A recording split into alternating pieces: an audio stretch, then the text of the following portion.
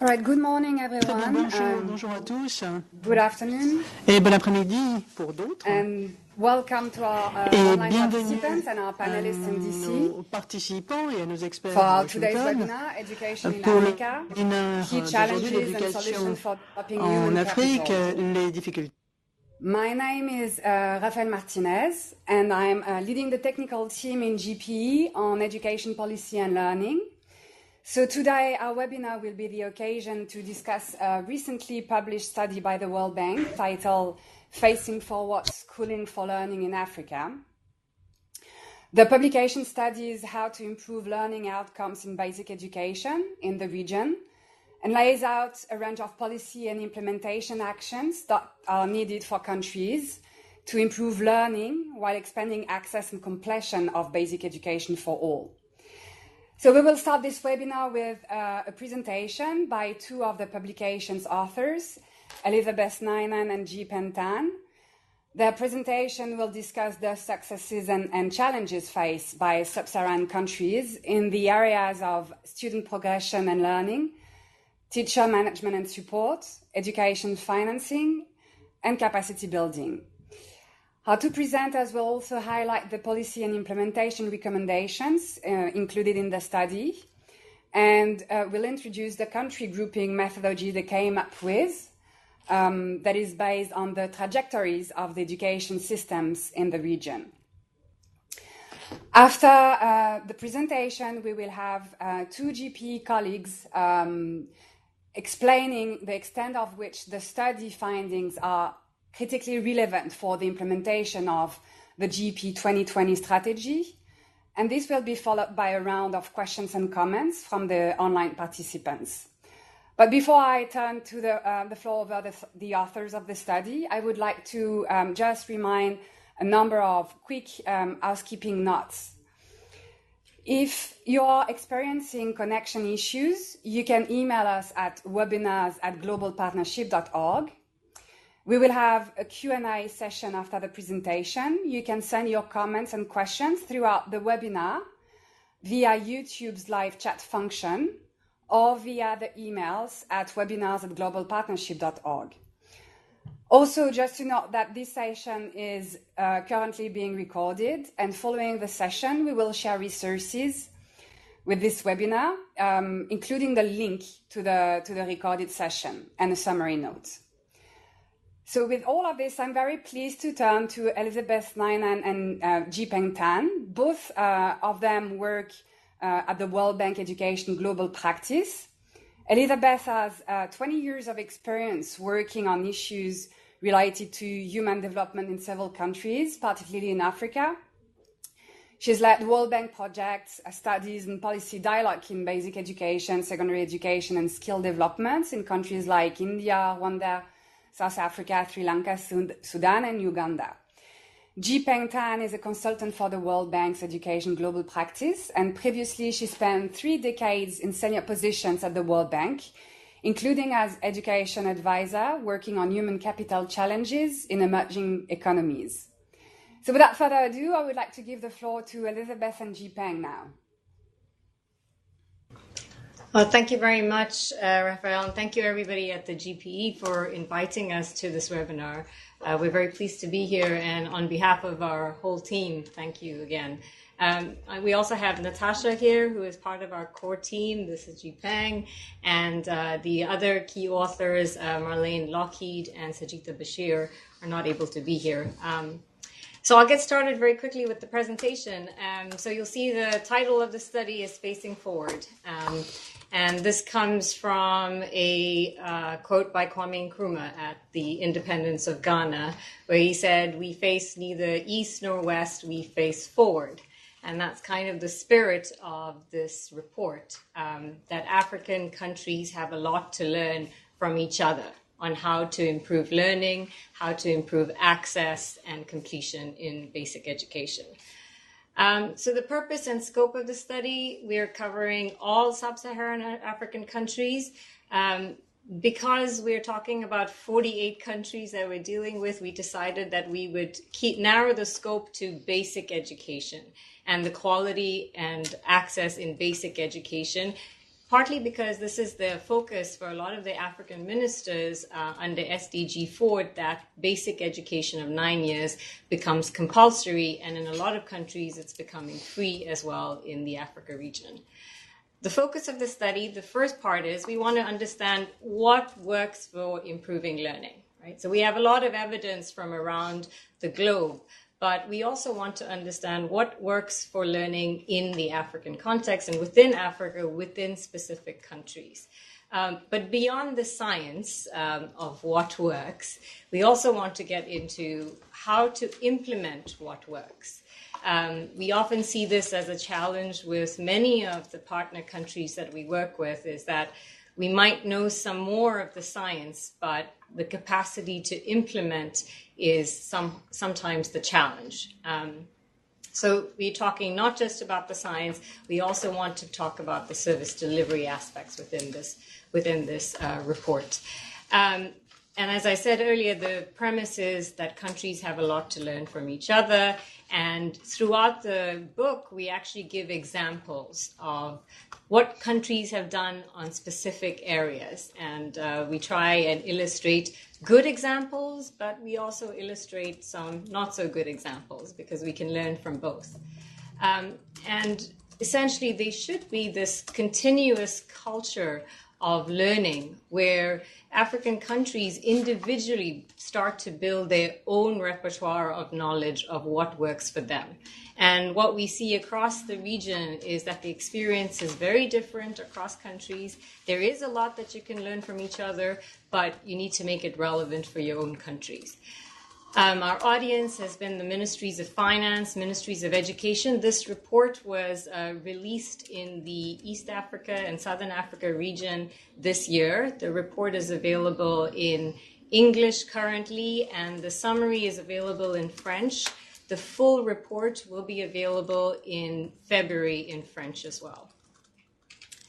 So what can we learn from this study? What's different, right? What we try and do in the study is to compare countries by education progress and learning. We also take a deeper dive into issues of student progression, teachers, budget, and capacity. And we talk throughout the book about the implications for the region. So I'll go through the first topic, which is how to group countries. So we thought about, we have different numbers of countries that we're working with, but how do we group all of the countries that we're talking about? And here we grouped the 48 countries that we're talking about into 4 groups of countries. And this is the geographical spread. The first group of countries are countries that we believe are doing very well on access to primary education. And let me make the distinction. Basic education, as we define it in the book, is grade 1 to grade 9. But we break that up into primary education, which is grade 1 to 6, and lower secondary education, which is grade 7 to 9. And the reason why we focus on primary education here, specifically around the grouping of countries, is that was the best data that we had. When we got to lower secondary education, we had a fewer number of countries where we actually had data on access. So we're looking at access in this case, access to primary education. First group of countries is the established group of countries. And here you'll see the focus of the countries are really around Southern Africa. Many of these are middle income countries such as South Africa and Lesotho. Emerged countries and the emerging group of countries, you can see it's a scattering across the continent. And the group which we're calling delayed in terms of access are really this group of countries in the Sahel belt. Many of them affected by conflict and other fragility aspects. So digging down deeper into how did we group these countries into these 4 groups? The first thing is we looked at where were countries in when it came to access to primary education in the year 2000. And that is the red line that you see on the graph. Then we looked at the data that we had at the time, which was the latest available data at the time was 2013 data. We now have an update on 2015. where we looked at where they were in 2013. And that's the green diamond that you see on this figure. We also looked at out-of-school rates, and that is the blue bar that you see at the bottom. So if I can take you to the extremes, Group 1 countries that are the established countries, they have a low out-of-school rate. There's a low number of children that are out of school, percentage of children that are out of school, and they have almost 100% access to primary education. And a lot of these countries, almost all of them, have 100% completion in primary education.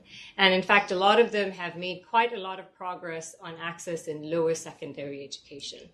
If I take you to the other side of the figure, to the right-hand side, we have the Group 4 countries, which we're calling the delayed countries. Here you have countries with very high rates of out-of-school children and still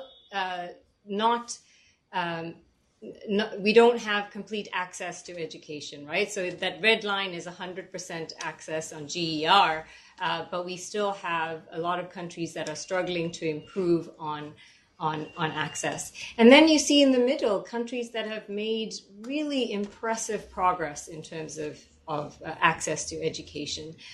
Countries like DRC, countries like Uganda and Malawi, all of these countries have made a lot of progress in access to education. But the main point about this is that there is a differentiated trajectory in terms of access to education. The region has not been uniform in how it has expanded in access to education, and there is some ways to go in some countries, and in other countries it's really around making sure that once children enter the system, they stay in the system. And in other countries, like Group 1 countries, we're really pushing the boundary towards universal secondary education and really focusing on improving the quality of education. So here you'll just see for the countries that we had, we looked at what's their progress look like on lower secondary education. And remember, this is looking at grade 7 to grade 9. And we see a similar trend, right? Countries that have done well on primary education in terms of access are also doing pretty well in terms of access to lower secondary education. Those in the emerging are quite different in terms of their access levels. But just to say, in general, in Sub-Saharan Africa, lower secondary education has grown, but not to the level that we would have expected given the rise in numbers in primary education. So between 2000 and 2014, lower secondary education rose from, access to lower secondary education rose from 41% to 66%. All right, so that's on access. And I'm sure one of the questions that people ask was, well, why didn't we group countries based on learning? And the easy answer, or the not so easy answer, is that we just don't have enough data points on learning. But the amount of information that we're getting on learning is improving in the Africa region. And over here, we graphically show 96, we looked at 96 different learning assessments, everything from early grade assessments to international assessments such as TIMSS and PEARLS, to regional assessments, to adult learning assessments such as STEP, adult literacy. So we look across the board from early grade reading to adult literacy, 96 data points, and it is growing within the Africa region. And over here, let me take a pause just to explain this very colorful graph, which basically each dot represents one of the 96 learning assessments. But what this graph shows is the minimum level of proficiency in reading, math, or science. Regardless of where you are, all of these assessments have a minimum level of proficiency. And what this graph shows is that countries' performance, except for Group 1 and Burundi, except for Group 1 and Burundi, all countries are basically 75%, less than 75% of their students are achieving minimum proficiency. So if you want to break it down and understand what minimum proficiency means, it differs from assessment to assessment, right? But essentially it comes down to what should each student know at that particular grade level. So in early grade reading, for example, a minimum proficiency level is anything above a 0 score in reading. In the service delivery indicators assessment, which is an assessment for grade 4s, the minimum proficiency in this case is the ability to read a sentence aloud. In the TIMSS mathematics test for 8th graders, minimum proficiency is some knowledge in whole numbers and decimals. So this is really the minimum level of learning, and the fact that we don't have many green dots on that graph is a concern. And you'll also see that you have many red dots. That means that less than 25% of the students reached minimum proficiency. And you can kind of see an interesting trend where you have a lot of red dots in group 2, 3, and 4, no red dots in group 1. So group 1 has kind of dealt with their access issue, but needs to push the boundary on learning, right? We still are not we should have mainly green dots there, hopefully, if we are talking about minimum proficiency levels. So thinking about learning, when you dig deeper into this data, one of the things that was quite striking is that foundational skills are very weak across countries in the continent. And this data is pulled from the Service Delivery Indicators assessment, which is an assessment given to students at the end of grade 4. And this is the reading assessment. There's a math assessment as well. But what you can see from this reading assessment, this has been done in 10 countries in the Africa region. Here we show 7 countries. And what you can see on this is kids are really struggling with foundational skills. In 5 countries, less than 10% of the students can read a simple paragraph. So 10% can read a simple paragraph, which at the end of grade 4, we expect that children at the age 11, 12 should be reading a paragraph quite easily. In 4 of the countries, less than 20% could read a sentence. And I want to also direct you to, we had circled around or given a little frame around Tanzania. Tanzania is actually a country where they teach in home language, which is Kiswahili. And you can see how much better the kids are doing on Kiswahili as opposed to doing the assessment in English.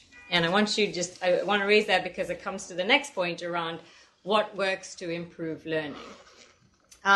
So we looked at all of these different assessments, and if you go through the book, you'll see where we break down each assessment, such as the regional assessments, and say what were the different factors that affected learning. And we found across the learning assessments that we found a few consistent consistent things that affected learning in these countries. One is students from low socioeconomic status households perform consistently worse than children who are from advantaged backgrounds. Gender makes a difference in some cases, not in all cases of the assessments that we looked at.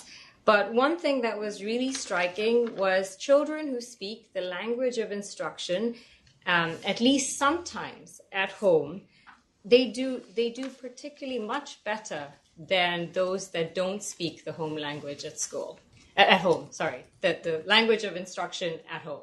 So basically, if you're going to school and at school you're being taught in a language that is familiar to you, maybe not one that you speak at home, but is familiar to you, then you're going to be doing much better on these assessments than if you did not speak this language or were familiar with this language at home. And here you'll see the difference. The red numbers are the scores of children on the PASEC assessment. This is an assessment administered in West Africa. And you'll see the big difference between the scores with the red numbers and the black numbers are the numbers of children who actually speak that language at home or are familiar with that language. I also want to point out, you see Burundi. Look at the red number is quite a little bit higher than the highest number for other countries. And in our book, we actually do a special focus in a box on Burundi and talk about this phenomenon of why Burundi is consistently performing quite well on learning assessments. So aside from doing an analysis of the factors that affect learning from these different assessments, we also did some analysis of some recent work done by 3IE, which is this meta-analysis of high-quality impact evaluations of more than 200 interventions in about 52 low and middle-income countries. And what we did was to try and look specifically at these interventions for Sub-Saharan Africa, of which about there are 21 countries that have some type of intervention, and we compare it to the impacts that these interventions have had in other low and middle income countries. And you can see Sub-Saharan Africa in the light green, and the dark green is the labels are wrong over there. Sub-Saharan Africa is in dark green, and low and middle income countries is in light green. Not all countries, I'm sorry. It's low and middle income countries. But the real impacts that we see over there are on structured pedagogy and extra trying. These two things, along with others, make a real difference. And when we talk about structured pedagogy, we're talking about this package of tightly linked curriculum that is then linked to training and support for teachers, which is also linked to the materials that are given to students and the support in terms of continuous assessment of students and support to teachers. So these are things that make a difference in Sub-Saharan Africa. And you'll also see some differences, right, between Sub-Saharan Africa, the impacts that we see in Sub-Saharan Africa as opposed to other countries. But this is still a body of knowledge that needs to grow, right? The evidence needs to grow in this area. We don't have enough impact evaluations in the Africa region. As I mentioned, there's 21 countries, and I think about 50 odd interventions, but many of these interventions, about half of them actually are in Kenya. So they focused on a few countries, and we don't have enough of a spread. So I'm going to move now to some of the deep dive areas that we had talked about. We just talked, in the first part, I just talked a little bit about access and learning. And now we want to take a deeper dive into some of these issues. And I'm going to talk about student progression before I hand over to Jipeng to talk about the other three areas. So student progression with learning. One of the issues that we see in a lot of the countries that are in group 2, 3, and 4 is this issue that students, when they get into basic education, that they're actually in what we term a traffic jam in the early grades. And I'll unpack that a little bit for you as we go on. But we also see that there is a low level of retention in several countries. So students aren't completing basic education. They're not completing primary education in a lot of cases. And certainly the transition to lower secondary schools is a challenge. And we also talk about some of the policy implications of how these issues can be addressed. So let's go to the early grade traffic jam. And we really characterize this around 3 areas. The one area is the student flow, right? Children are entering into primary education. You have a lot of kids that are overage that are coming into the system. So while the age of entry would be 6 or 7 in most African countries, children are going to school late. 8, 9, 10, 11. But what we're also seeing in a lot of countries is children are coming into school young. So they're also underage children that are entering into primary education. But you also have this issue of irregular attendance, We have an issue where you have really, really big class sizes, where you have overage children with underage children, with children of the right age, and just large classes which are difficult to teach, classes that are held outside. With insufficient facilities, and teachers who are untrained. And so you have what we call an early grade churn. Too many kids that are in the system that are staying in the system. And what we see is what we call hidden repetition. Children are not moving from grade 1 to grade 2 in many countries. They're being held back, even though they might be automatic promotion policies in several countries. What we find is what we are calling hidden repetition. And this draws on work that Louise Crouch and colleagues did, which is this traffic jam, which looks at this composite index of the efficiency and in the early grades, right? It's actually an index that looks at internal inefficiency in early grades. And I won't go through what this index is made of. You'll see a box over there that talks about the 4 indicators. But what I want to point out to you, the dots over here represent several countries across regions and the internal inefficiency. The red dots is where you have a real problem, an inefficiency problem where children are entering the system and are going through this churn. And you'll see that the red dots are mainly Sub-Saharan African countries. And interestingly, a lot of the countries that have this high level of inefficiency are countries in groups 2 and 3. Remember the countries that we say are doing a great job on access? Well, children are getting into the system, but these are also countries with high fertility rates. So you have a lot of children entering the system, and the system is really struggling to keep up with the numbers that are entering the system. So how do we deal with this early grade traffic jam? And we illustrate the example of South Africa, which has actually made a concerted effort to address the issue of this traffic jam, and has been successful. And they implemented this policy in the early 90s and have been successful in dealing with this inefficiency. But what should countries do about the traffic jam? The first is, set yourself ambitious and feasible targets. Make sure that children that get into grade 1 are going to stay until grade 4 without repetition. And that the part of the reason why they're dropping out is because they're going through this churn, right? So we need to make sure that automatic promotions are actually instituted. And making sure that by grade 2, children are being taught in their mother tongue. We had talked earlier about language of instruction being really important for learning at this grade.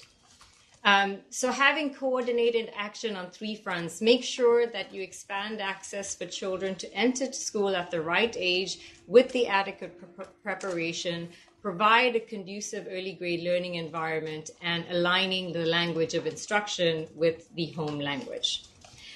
But beyond the traffic jam, we just talked about the early grades. Beyond the traffic jam, we see a problem that once students start entering the system, they're not completing. So this graph shows the survival rate, which is really the percentage of students in a cohort that start grade 1 and actually finish grade 6 or finish grade 9. So in this case, only 16% of students that actually start grade 1 finish grade 9 in Malawi. And if you take the example of Mozambique, only about half of the students that enter grade 1 finish grade 9. And you'll see that there's a big drop between grade 6 and grade 7. So we have an issue around the transition from primary to secondary, which we address in the book. But you'll also see that you start to see a drop-off even the year before grade 6 in a lot of cases. And in a lot of cases, we see that has to do with examinations, high-stakes examinations. Students are dropping off.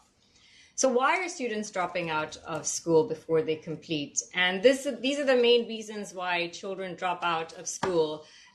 primary age children. We did this for lower secondary age children as well and see similar results. But the reasons vary, right? In a country like Kenya, a big driver of why children are dropping out are the costs. In a country like Mozambique, a big reason why that households give for why children are dropping out is the quality. So between cost and quality, we see this as the main issues around why children are dropping out. You'll also see this bar, in some of the bars, this issue of too young, which is also an issue that came up in countries like Nigeria. So just to wrap up this section really thinks through, like, how do we make sure that things are moving on, that things are moving on smoothly within the basic education. One side is to look at the incentives to improve the demand for education. So talking about removing fees and barriers for entry for students to enter the system. The other side of the coin is to think about the supply of education. Are there enough lower secondary schools for children to actually enter into? And here the book goes into detail about what kind of school facility package could be provided at the lower secondary level, which is cost effective and facilitates expansion. And the third area that we talk about is also structural issues that inhibit progress, and this relates to the barrier of examinations. So I'm going to stop there and hand over to Ji Peng to talk about teachers. Thank you very much, Elizabeth. On teachers is the second of the 4 priority areas that the book discusses. So you see that we have, for teachers, 5 areas of action, and they're based on analysis and evidence that's discussed in detail in the book. But I'd like just to say that we can frame, at least the book frames the teacher management challenges through 2 key entry points. One is at the system level, the other at the school level. And we have to recognize the enormous increase in number of teachers in Sub-Saharan Africa during the last 15 years. The fastest growth rate in the region by far across world regions. So countries have coped by, putting somebody in front of a classroom. And oftentimes that somebody does not really have the required qualification. Another system-level problem is the erratic deployment of teachers across schools. This flood of teachers coming in, the systems for deploying them is not really in place. There's a lot of pressure that is, leading to teachers being clustered in the more favored locations. At the school level, Liz already talked about the importance of structured pedagogy and extra time. And this we see in the form that is a problem in Sub-Saharan Africa. The knowledge and practices are weak. Teacher support is often compromised. And the learning environment, too, is not very conducive, and teacher absenteeism remains a problem. So let me just take you through the next slide to show you that actually the problem of absenteeism is not just that teachers don't turn up at school. Actually, when they're at school, they don't turn up in classes. So this graph, you see, in fact, teachers being absent from school often is for authorized reasons, which is a little surprising. But in fact, they are on training, for example. That's authorized. And so they are not at school. And those at school do not turn up in the classrooms. So you can take an example. I think it's the blue, is it the blue line? I can't quite see. The blue line shows you the very high percentage of the classrooms are what we call orphan classrooms. The students are there, but teaching instruction is not going on. And this we observe from the one of the surveys that were done for these countries that appear on this slide. And then the evidence on teacher knowledge.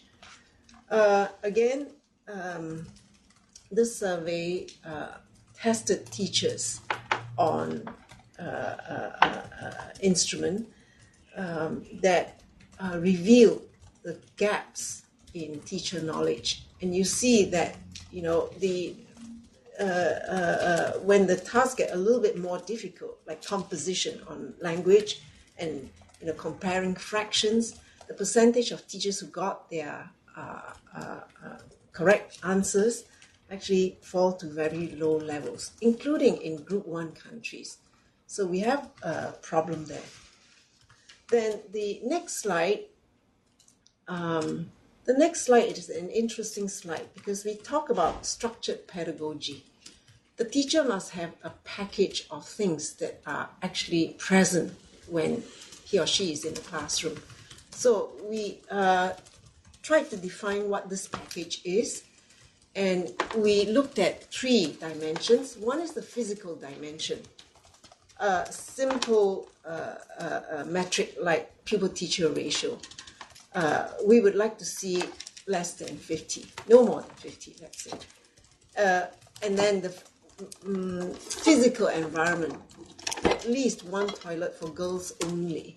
Of course, this indicator, you know, you can add other things, but these are the minimum that we think should describe a physical environment that is acceptable, minimally acceptable. And then the instructional dimension, the teacher should have 12 years of schooling. And textbooks and guides should be available. For at least 90% of the students, they should have their own or a shared copy of textbook.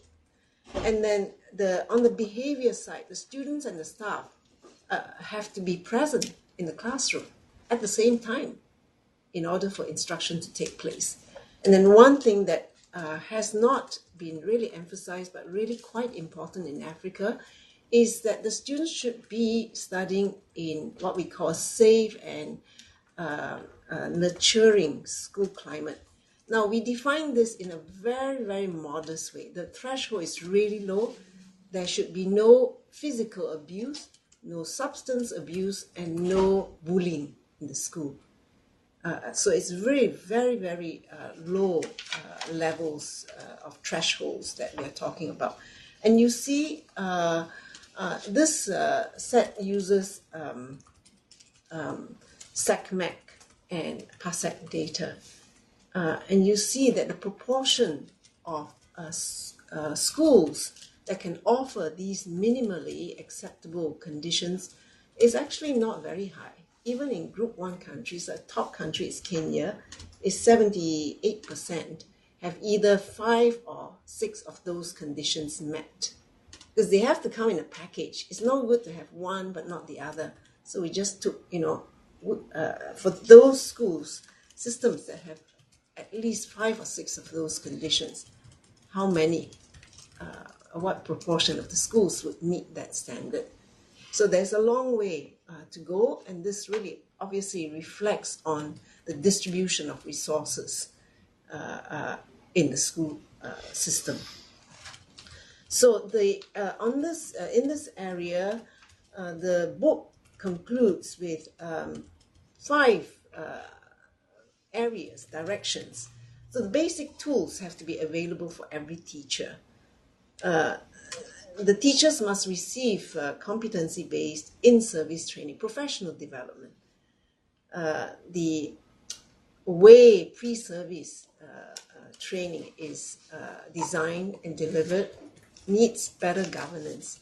Oftentimes, you find the Ministry of Education or the hiring body is complaining that what comes out from teacher training institutions do not really fit what they want. And so they retrain when they get hired, right? And then the leadership, organizational structure of the system needs to be improved. And then obviously salary and career progression needs more attention.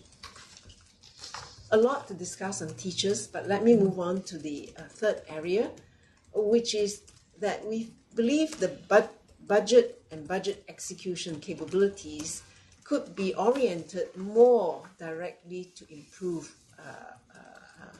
schooling for learning. And there are four particular areas that the book deals with in greater detail. But let me just move your focus to this slide, where we think that additional resources, mobilizing more funding for basic education will be required. And the funding a lot of it would have to come from domestic resources, given the levels and the distribution of donor funding. The level of spending per primary school student is really quite low. It's a tenth in most of Sub-Saharan Africa compared to a country like South Africa, for example. And then if you look forward, the prospect of a doubling of enrollments in secondary education to universalized basic education is really carries a lot of budget implications, and countries must be prepared to mobilize that sort of funding. And then obviously more money is part of the story. What you spend it on is also very important. Right now, salaries absorb 5% of the budget, 5% for everything else, and that ratio should probably be adjusted, we think, towards something like 80-20 kind of ratio. Finally, the last thing on this slide is the capability for planning and budget execution.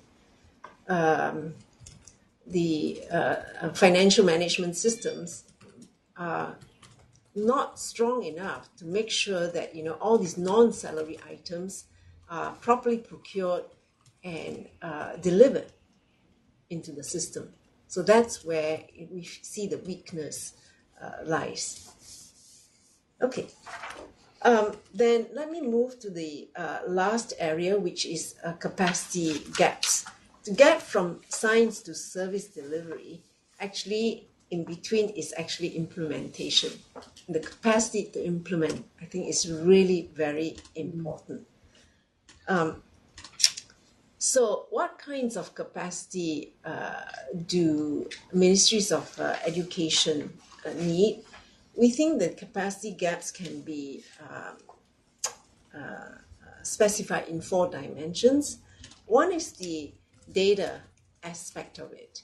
Obviously, we need more data, but data that are relevant and used in the system. So one example of data that should be used is teacher allocation across the system. That's a very simple thing to collect data on. And yet once you have those data, are they available for people who do the teacher recruitment and deployment? That may reside in a different place in the education system or even different administrative agency. So the connection is not made, and that information doesn't come into the room when a conversation takes place about teacher allocation issues. Obviously, the other area of data is learning assessments. We have 96 studies, it's true, but a lot of countries are still not participants in regional or international studies. So it's very, very hard to see where they are in this. Technical skills in the areas of curriculum development,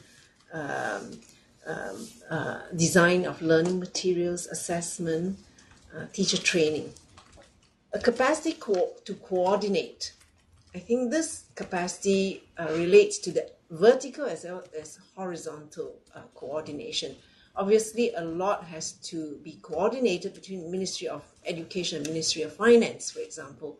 The teacher salary is a very big part of the expenditure. So, Is there coordination? Is there coordination to create career ladders?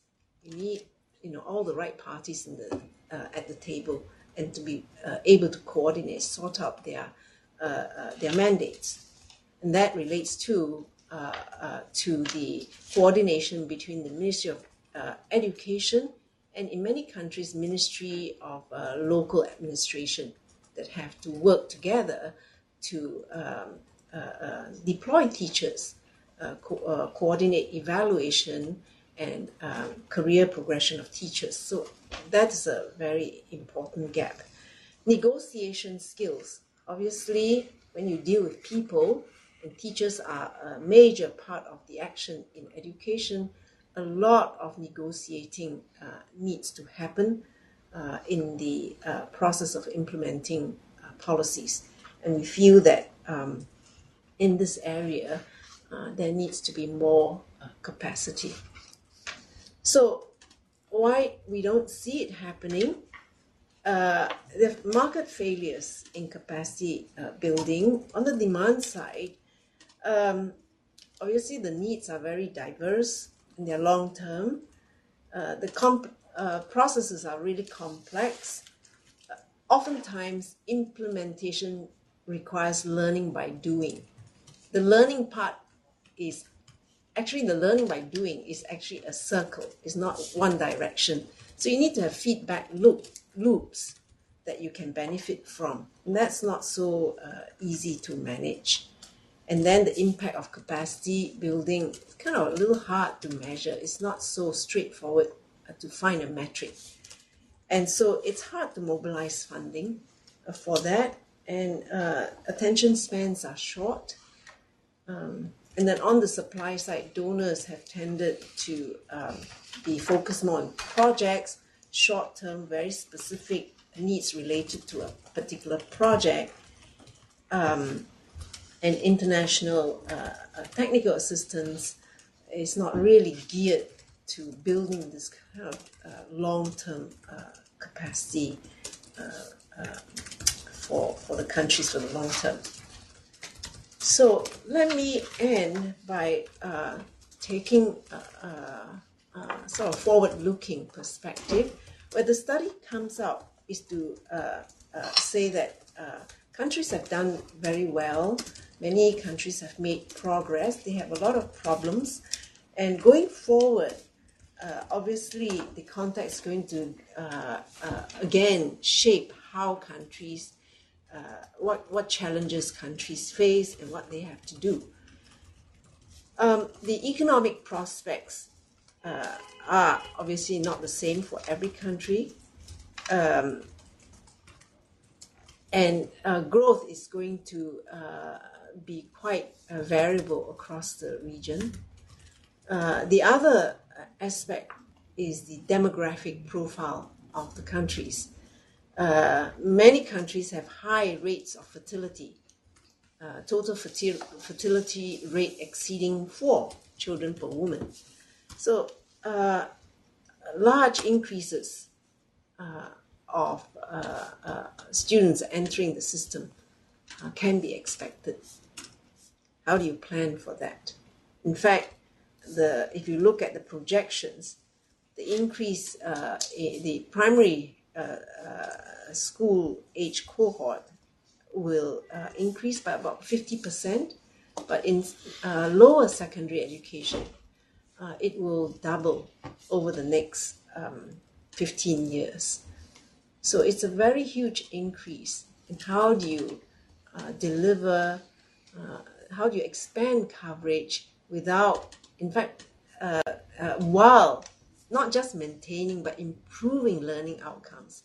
I think that is a very, very major task, and one that countries will need to turn to and learn from the experience of countries that have gone ahead and are making progress. So thank you very much for this opportunity to share with you. Thank you. Thank you so much, Elizabeth and Jipeng, for a very condensed presentation of a very rich study. So I think it's full of lessons and and very enlightening on many aspects, and actually also very enlightening for all of our GPE partners, for all of the work that they're doing into supporting the development of education systems. So speaking of this, we're going to turn to two GPE colleagues in the room. We have Ramya. Ramya, she's our thematic lead for learning assessment systems in the team for education policy and learning. And we have Margaret. She's our thematic lead for education financing and data systems. And both of them are going to comment on the basis of the findings from that study, what are the key lessons that are important to our work and what GP is doing in these areas. Margaret is also going to pass some discussion points on teachers, because one of the colleagues who was supposed to be with us this morning was unable to join us. I'm going to ask our colleagues to keep it short to 10 minutes if that's possible. Over to you, Ramya. Thank you so much to Elizabeth and Jipeng for this really comprehensive and yet concise presentation, and also for this opportunity to just offer some reflections on some of the points that you've made. So I would focus my brief remarks, particularly, I would say, on the findings from chapters 2 and 3, and this deep dive that you've undertaken on learning, particularly looking at learning assessment, since this is my area, and saying a bit as well about the situation of the early grades and some of the efforts that GPE is deploying to address these components. So in terms of the learning assessment dimension, I thought it was really great that you looked at such a range of different learning assessment data sets, PASEC and SACMEC, TIMS and PEARLS, but also the SDI, EGRA, and even STEP. I think it would also be interesting to consider in sort of moving forward national assessments as well, because even if they're not comparable across countries, they could be interesting from the point of view of looking at progress from year to year or from round to round, to the extent, of course, that they're comparable over time. So this is actually the premise of GPE's first indicator in our results framework, which looks at the proportion of our developing country partners that show improvement in learning outcomes in basic education. So the data for this indicator consists of both cross-national assessments, such as some of the ones that you've mentioned, but also a good number of national assessments as well that are judged to be actually comparable over time. So I think it's quite an interesting sort of issue to explore further. But as you pointed out, the key challenge, I think, is that many countries, most countries even in Sub-Saharan Africa, don't seem to have adequate or reliable learning data at all, whether it's comparable across time or across countries. And so for us at GPE, a key part of our strategy to address this has been really to work to strengthen learning assessment systems so that more countries actually have data on learning. Because our fundamental premise, I think, is that we can't improve learning without measuring it, without knowing if learning is actually happening and to what extent. So in this regard, a large majority, actually more than 70% at present of our large implementation grants actually include a component related to learning assessment systems. So in some countries, that includes support to a country's participation in, say, PASEC or SACMEC. But then in a large number, actually, the support has focused specifically on EGRAs and EGMAs. And yet in other cases, we're actually supporting national assessments, such as in Sudan and Bangladesh, looking at another region, or in what I would term as sort of system strengthening as a whole. So, for example, in the Democratic Republic of the Congo, we're actually supporting the establishment of an independent agency in charge of national assessments. So this is, at an early stage, but I think it's an interesting example. And I think that the fact that such an increasing and large number of our grants actually focus on this is reflective of one of the key requirements of our GPE funding model, which actually requires that countries that apply for an implementation grant have to have a system or mechanisms in place to monitor learning outcomes or have a time-bound plan for establishing that system. And if they don't have that, they're actually supposed to use GPE financing to set up aspects of that system. So I think that this is really a key lever that we have. And as we're increasingly applying this, we're seeing this over time in terms of the grants that are coming through the pipeline. It's also perhaps worth mentioning that we have another indicator in our results framework that looks at the proportion of our countries that have a learning assessment system in place within basic education that meets quality standards.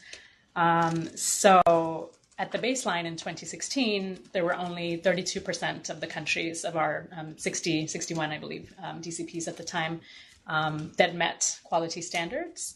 But we've collected milestone data this year, and we're in the process actually of finalizing and verifying that. But it's actually showing, considerable progress actually in terms of this indicator. Some of that may be due to the fact that increasing numbers of countries are engaging in cross-national assessments, such as PASEC, for example, or even the PISA for development, a couple of countries in Sub-Saharan Africa. But I think it speaks to sort of the optimistic message that you're trying to convey, I think, in the book. So I think that's notable. In terms of some of the findings, really interesting that you've pointed out in terms of, okay, so that's on the learning assessment side of things, but what interventions actually seem to work in countries to actually improve learning? So I think that several of the components, several of the interventions that you've mentioned, such as structured pedagogy and extra time, or even things like construction of new schools and teacher incentives, there are a number of GPE grants that focus on some of these activities, some of these interventions. So in Mali, for example, we've been supporting school management committees to monitor teacher instructional time and absenteeism. And about a quarter of our grants, in fact, had some components related to this issue of instructional time. So I thought that was interesting to mention as well. I also think that the premise that I think you've really emphasized strongly, that children seem to learn best in a language that's familiar to them, is really, really key. And I think that the research has been saying this, in different disciplines for a number of years, but how you've really focused on the case of Burundi and I think also Tanzania, Ethiopia, South Africa, I think is really interesting. And I think it would be great to know more about these cases and to think about how other countries can learn from and adapt policies in that regard.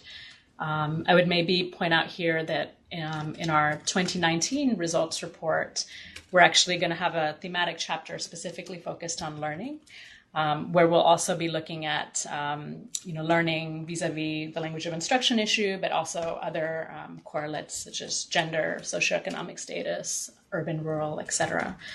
So this is, we're excited about being able to do deeper analysis on this ourselves. Maybe just to say briefly on the really interesting findings around the early grades, the traffic jam, as you've termed it.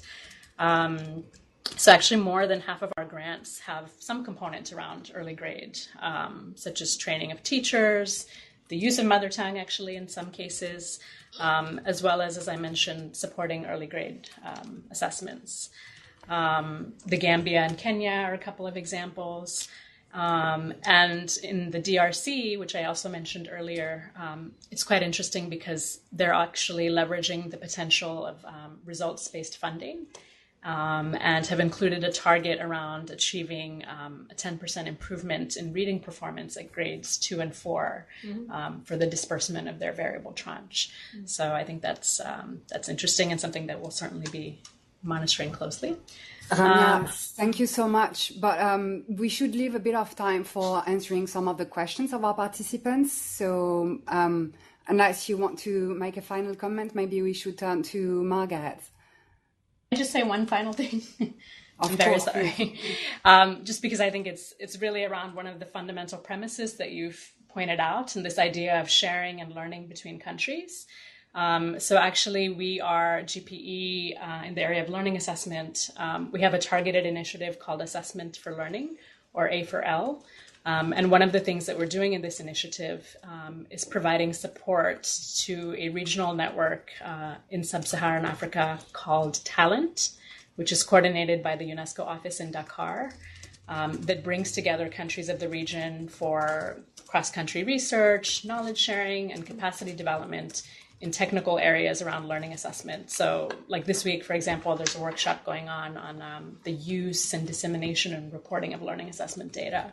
So I think just this idea of sharing and learning between countries, which I think echoes across all of the chapters of the book, is really, really key and something that we are trying actively to support. So my apologies, Raphael, for going over time. No, it's fine. Margaret, please.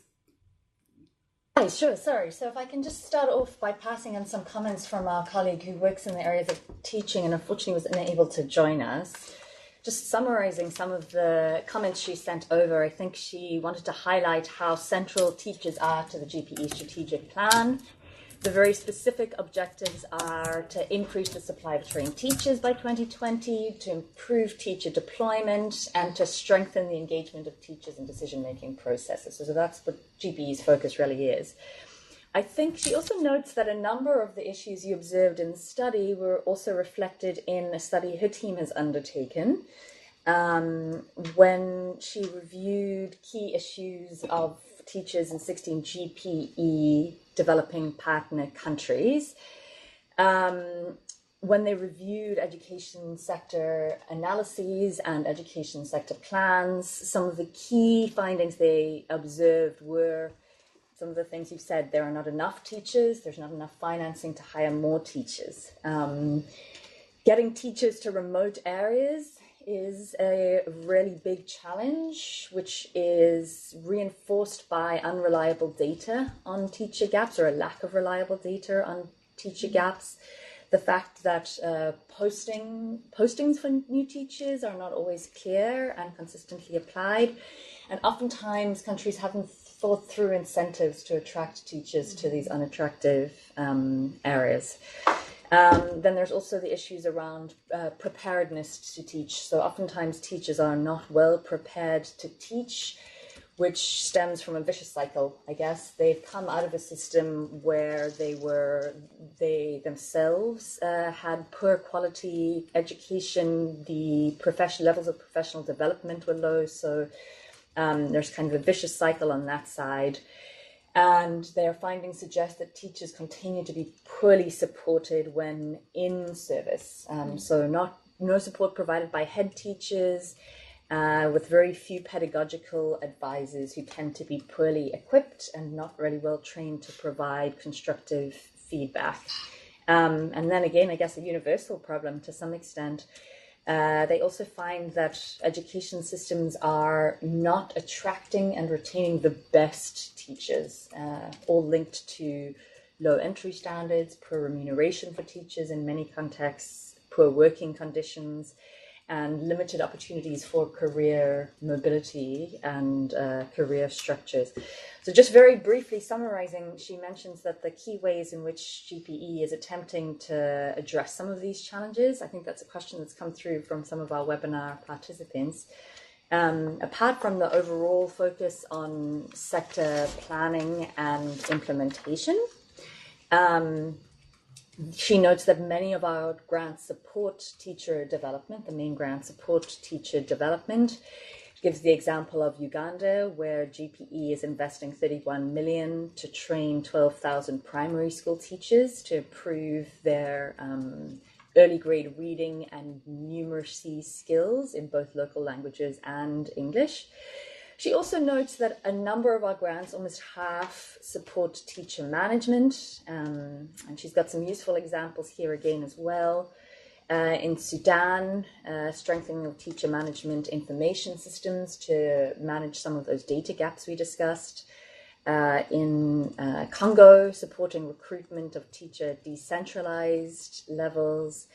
and in Cameroon, also supporting the conversion of what were previously community teachers into contract teachers in more disadvantaged areas. So those are the kind of country level interventions GPE engages with. She also notes that at global level, there are a lot of initiatives going on, and particularly through GPE's Knowledge and Innovation Exchange platform, there's going to be a lot of focus around trying to identify gaps in, I guess, what we call global good. So got a bit more to say, but I'm going to leave it there and quickly switch gears completely to very briefly talk about some of the issues around finance, budgeting, and to some extent data. So looking at the chapter, I think that there were 5 key recommendations that came out on the financing/budgeting piece: increasing the share of public expenditure to education, and or maintaining the share of the public budget going to education, but increasing overall revenue. And those are things that are very significant to GPE. We have embedded in our funding model a requirement around levels of domestic financing, and we've just undertaken our replenishment campaign where we've tried to get commitments from our developing country governments and partners to to improve levels of financing. Noting that, of course, this is also linked to some of the other issues you raised, for example, ensuring that there's good dialogue between a Ministry of Education and a Ministry of Finance, which is another area we're trying to work in. Increased levels of aid, of course, we recognize as being important. I also don't have too much comment from the GPE side on this, but I also appreciated your opening up the debate around levels of household spending. I thought that was interesting and a little more nuanced and sophisticated than some discussions which automatically assume that it's a negative thing, but taking the position that we should have a balanced conversation about this, bearing in mind equity implications, but also noting that there is possibility for households to spend some money on education. Where I really wanted to spend my time, and I know I only probably have about 2 minutes at most, was the value for money piece, improving value for money and better PFM pieces, the capacity to plan and budget. So I know you mentioned in one of your slides the ideal for I think it was the 80-20 split, shifting some of the education expenditures away from the kind of typical salary-based spending that we see. Just to reinforce, again, we do our own domestic finance collection exercise now in collaboration with UIS, and we've noticed many of those same things. So we've noticed, the highly variable levels of capital expenditures across countries.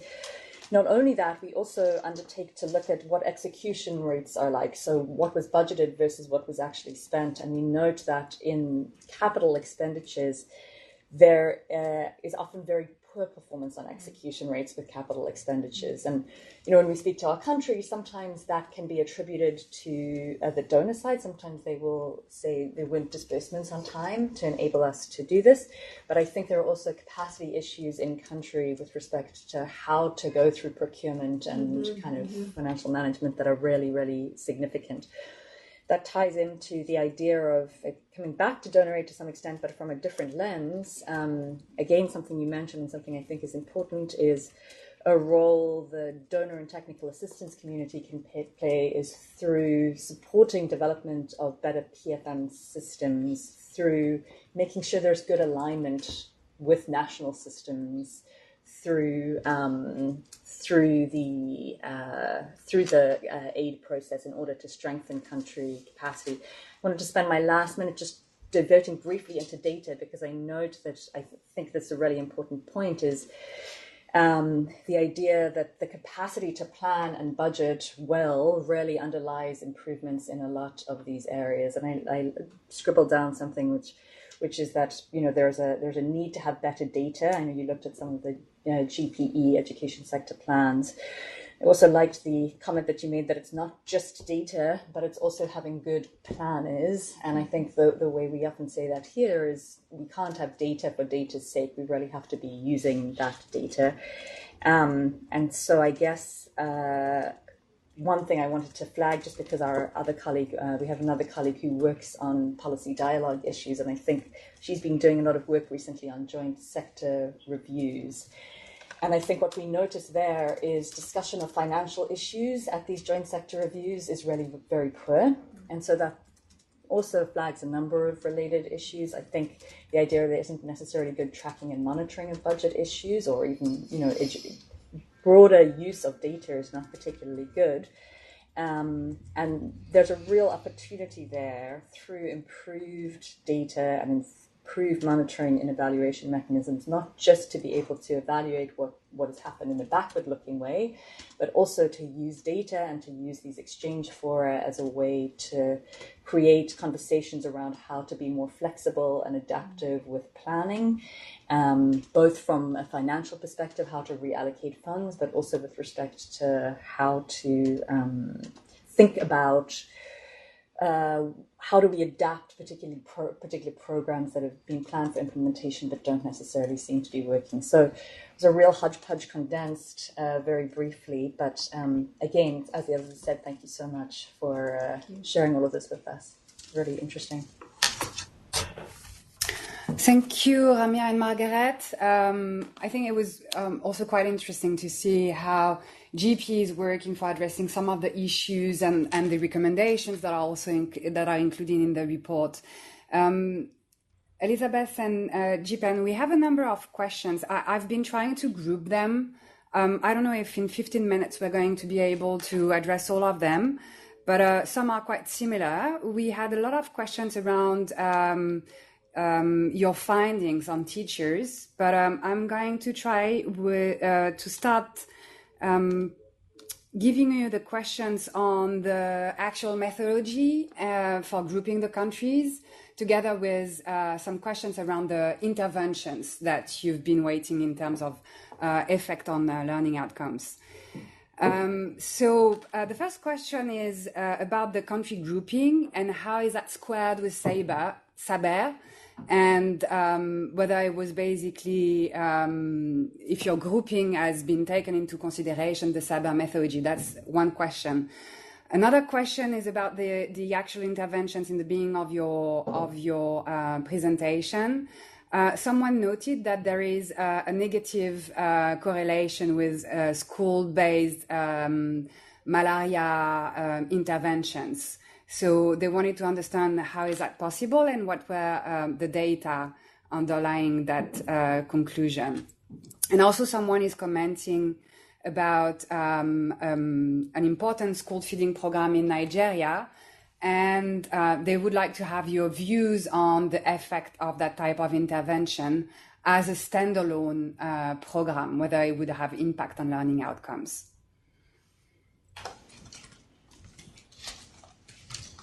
Should we take those questions, Raphael, before you? Yeah, please. And then I can follow up with the other questions. More questions. Okay, maybe I'll take the question on methodology.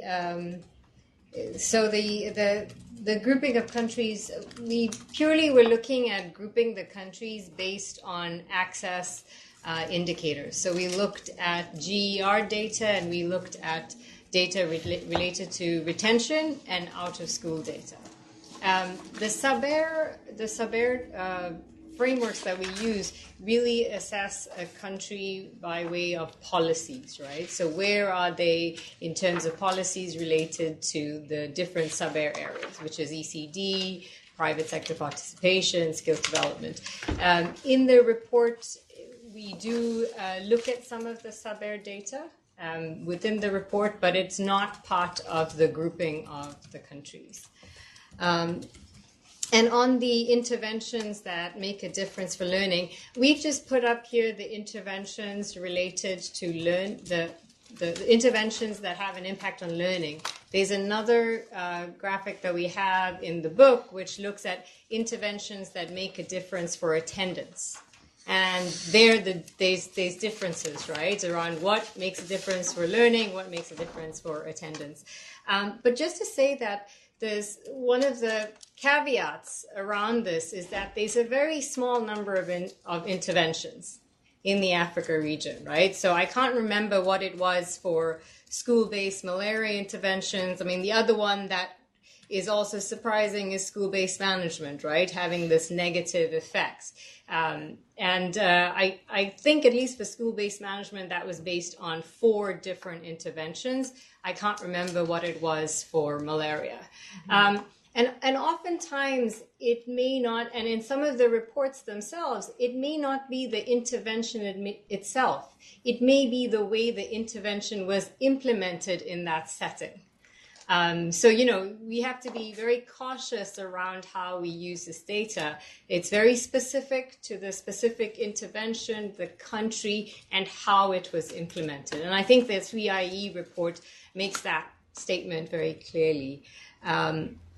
So it's not to say that, we don't do these things, but, we need to test them out in different areas. But there's some things that stand out head and shoulders above the others. So it gives us some ideas.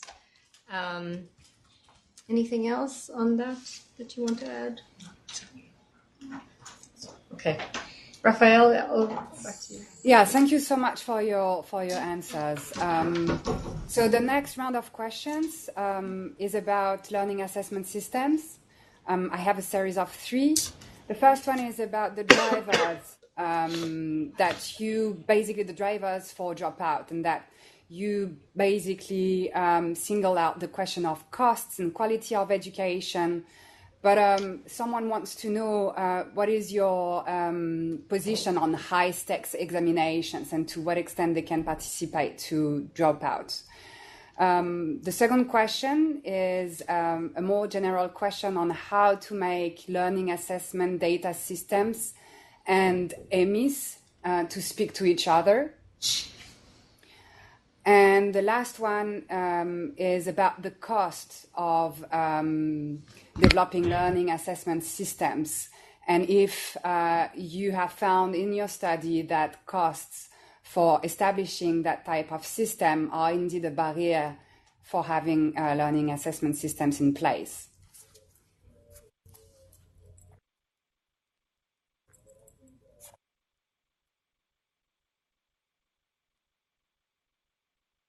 Please feel free to compliment Natasha and Jipeng. So on the drivers of dropout, just to mention, I'm sorry, maybe it wasn't very clear when I did the presentation. There are 3 different aspects that we look at that are basically impacting on children staying in the system. And the graph related that you saw related to costs and quality was really the question that we were asking from the demand side. And when I say demand side, it's basically asking households, why did your child drop out of school? And those are the reasons given by households.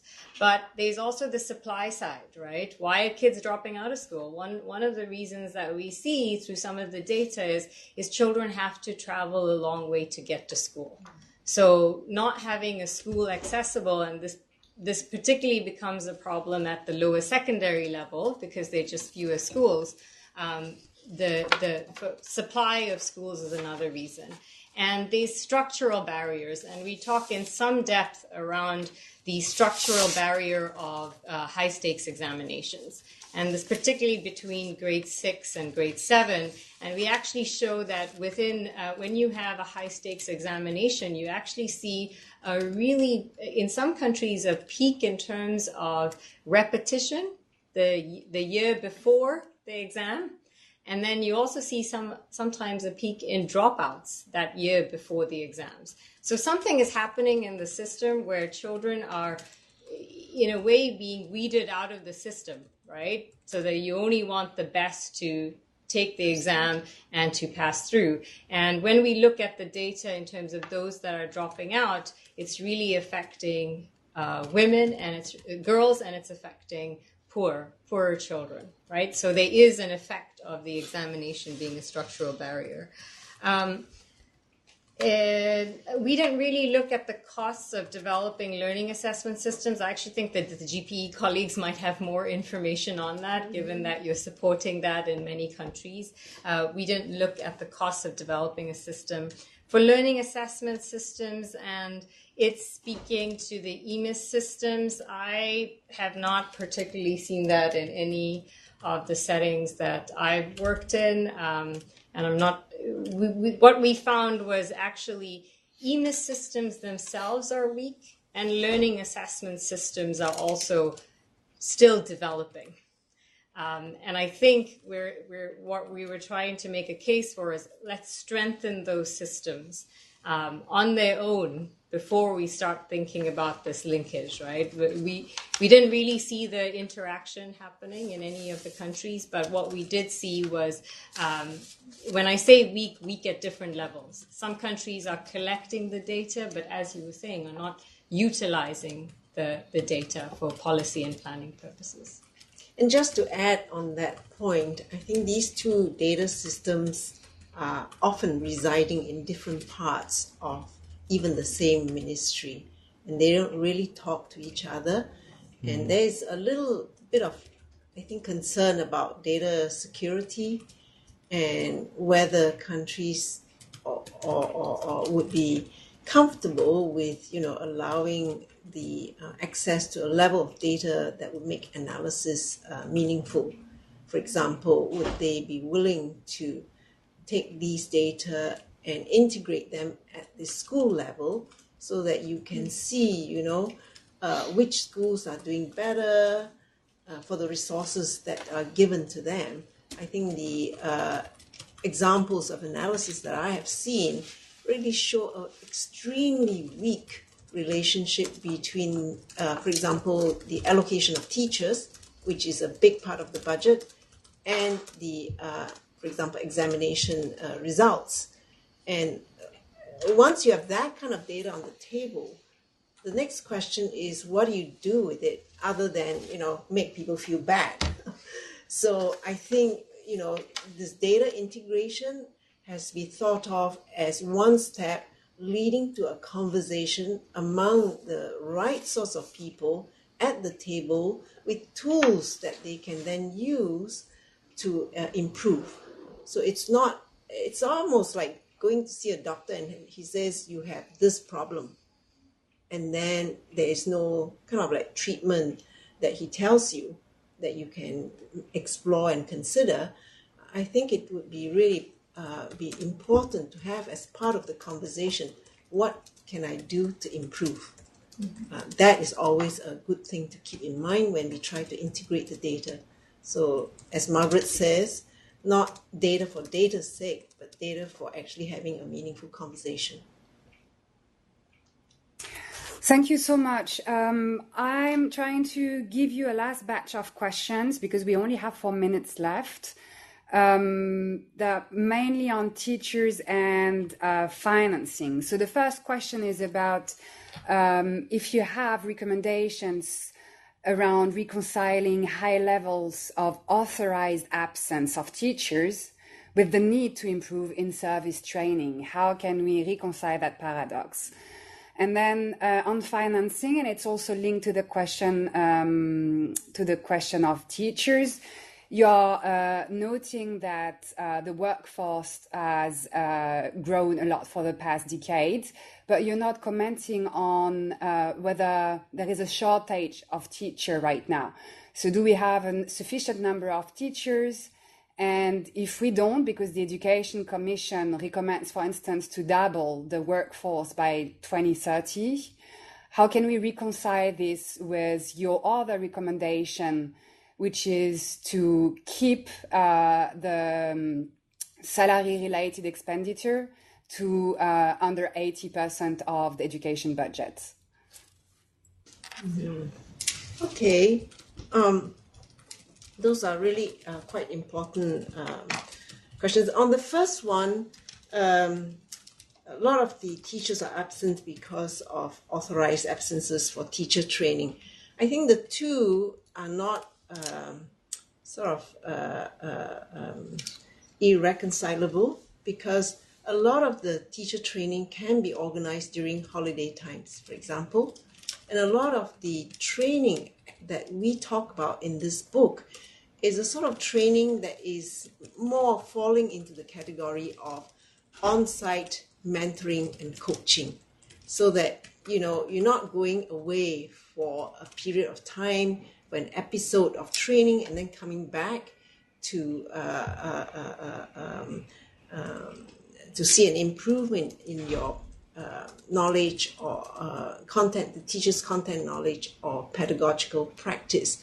So the term training has to be interpreted broadly as supporting the teacher to become more effective, and there are modalities that you can use that do not necessarily mean that the teacher goes away for a period of training and then leave the class unattended. So that's one point. The second is about the teacher workforce. It has increased a lot, and it will definitely increase. Will need to increase some more, because you have, a doubling of school of enrollments projected over the next 15 years. So you definitely will need more teachers.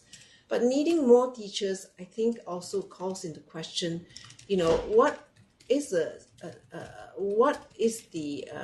other systems capacity to deploy them effectively, dealing with all those kind of like, do we go for norm-based teacher allocation across schools, and how do we help countries actually to be able to do that? That's a very simple idea, but the mechanics of getting there will require a lot of conversation among those all the way down the command chain that determines, actually in the end, which teacher goes where. And when you get into lower secondary education, it becomes a little bit more complicated, because you might require teachers who are like math and science, and then language arts, teachers which who will have to receive different kinds of training. So that becomes a little bit more complicated. And then salaries,